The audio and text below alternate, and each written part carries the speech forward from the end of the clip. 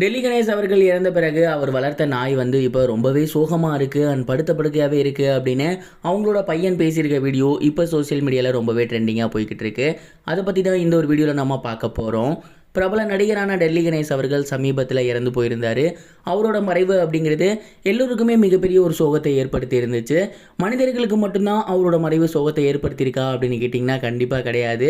அவர் வளர்த்த செல்ல பிராணிக்குமே மிகப்பெரிய ஒரு சோகத்தை ஏற்படுத்தியிருக்கு. டெல்லி கணேஷ் அவர்கள் பஞ்சு அப்படிங்கிற ஒரு நாய் வந்து வளர்த்துருந்தாரு. அந்த ஒரு நாய் அப்படிங்கிறது அவருக்கு 2வது பையன் மாதிரி தான். ரொம்பவே பாசம் கொட்டி வளர்த்துருந்தாரு. அவர் வாக்கிங் போகிறப்ப கூட அந்த நாயை நீங்கள் அவர் கையிலே பார்த்துருக்கலாம். ஆனால் அவங்க வீட்டிலே அது சுற்றி சுற்றி வந்துக்கிட்டே இருக்கும். அவர் ஷூட்டிங் போனாலும் வெளியூருக்கு போனாலும் கால் பண்ணி பஞ்சு சாப்பிட்டானா, பஞ்சு என்ன பண்ணுறான் அப்படிங்கிறத தொடர்ந்து கேட்டுக்கிட்டே இருப்பாராமா. அந்தளவுக்கு அந்த நாய் மேலே வந்து அவர் ரொம்பவே பாசமாக இருந்திருக்காரு. சமீபத்தில் தீபாவளிக்கு வெடி வெடிக்கும் போது கூட அந்த நாய் வந்து இவரோட காலுக்கடியிலே தான் சுற்றி சுற்றி வந்துட்டு இருந்துச்சாமா. அண்ட் அவர் இறந்து போகிற அன்னைக்கு அந்த நாய் வந்து அந்த பெட்டி இருக்கும் இல்லையா, ஐஸ் பாக்ஸ், அதை வந்து சுற்றிக்கிட்டே இருந்துச்சு. ஒரு கட்டத்தில் வரவங்களுக்கு டிஸ்டர்பன்ஸாக இருக்கும் அப்படின்னு அந்த நாயை கொண்டு போய் ரூமில் போட்டாங்களாமா.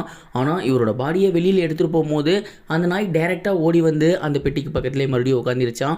அந்தளவுக்கு அவரோட ஓனர் மேலே ரொம்பவே அஃபெக்ஷனாக பாசமாக இருந்திருக்கு. இப்போ அந்த பஞ்சு அப்படிங்கிற நாய் என்ன பண்ணுது அப்படின்னா அவர் உட்காந்துருக்க சோஃபாவே சுற்றி சுற்றி வந்துட்டு இருக்கு. அவரோட ரூமுக்கு போய் சுற்றி வருது. அவரோட சட்டைகள்லாம் நோந்து பார்த்துட்டு இருக்கு. சரியாக சாப்பிடாம இருக்கு.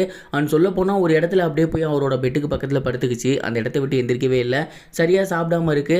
அண்ட் நிறைய பேர் வந்து பார்த்துட்டு ரொம்பவே கஷ்டப்பட்டுட்டு இருக்காங்க.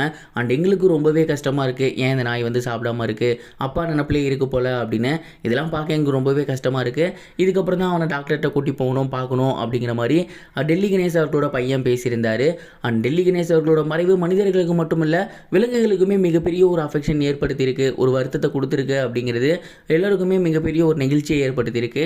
நீங்கள் இந்த ஒரு விஷயத்தை பற்றி என்ன நினைக்கிறீங்க, உங்களோட தாட் என்ன அப்படிங்கிறத மறக்காமல் கமெண்ட் பாக்ஸில் ஷேர் பண்ணுங்கள். இது ஒரு புறம் இருக்க ஆக்டர் நெப்போலியன் அவர்களோட மூத்த பையனான தனுஷ் அவர்களுக்கு சமீபத்தில் ஜப்பானில் ரொம்பவே பிரம்மாண்டமான முறையில் கல்யாணம் நடந்துருந்துச்சு.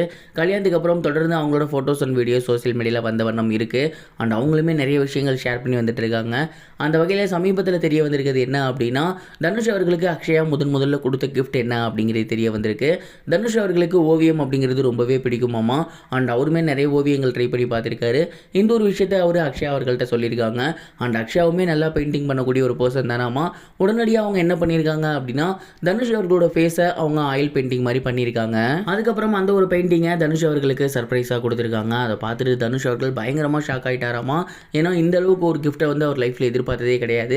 நிறைய டைம் என்ன வரைஞ்சி நான் வந்து அமௌண்ட் கொடுத்து வாங்கியிருக்கேன். பட் என்ன சர்ப்ரைஸ் பண்ணுறதுக்கு இந்த மாதிரி யாரும் பண்ணது கிடையாது. ரொம்பவே பிடிச்சிருக்கு அப்படின்னு அவரோட மனைவி கிட்ட அவர் ஷேர் பண்ணியிருந்தாராமா.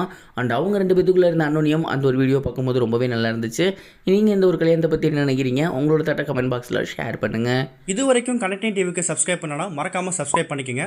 உடனடி அப்டேட்ஸ் பெறுவதற்கு நோட்டிஃபிகேஷன் பெல்லையும் கிளிக் பண்ணிக்கங்க.